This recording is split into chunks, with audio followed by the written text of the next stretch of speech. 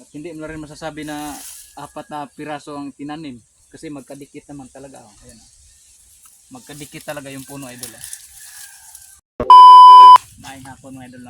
Padaan ako dito nung nakarang araw, idol.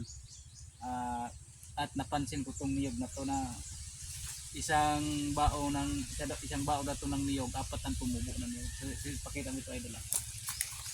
Idol. Ayan. Ito, kakaibang niyog talaga to, idol. No? Kakamangha talaga kasi isang niyog, apat ang tumubong ganito, turok.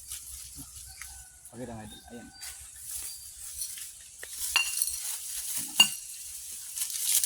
Apat. Ayan o. Sa 2, 3, 4. Ayan o.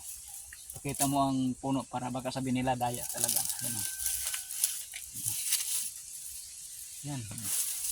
Malinis talaga, no. Ayan o.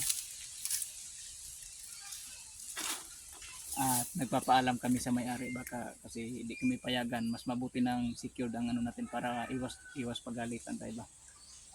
At siyempre binabantayan rin nila to kasi marami rin sa ngayon kasi hindi naman talaga kapani-paniwala tong punong to ng niyog na apat na piraso ang tumubo, isang buo lang, isang buo.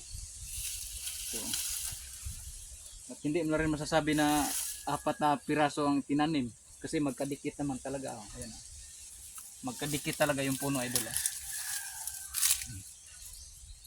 Diba? Ayun, oh. At siyempre para rin to sa safety ng may-ari. Natin to hashtag KMJS. KMJS. Ito hindi talaga to hindi to sinungaling talaga ang pinapakita namin video, talagang totoo 'yan. Yan oh.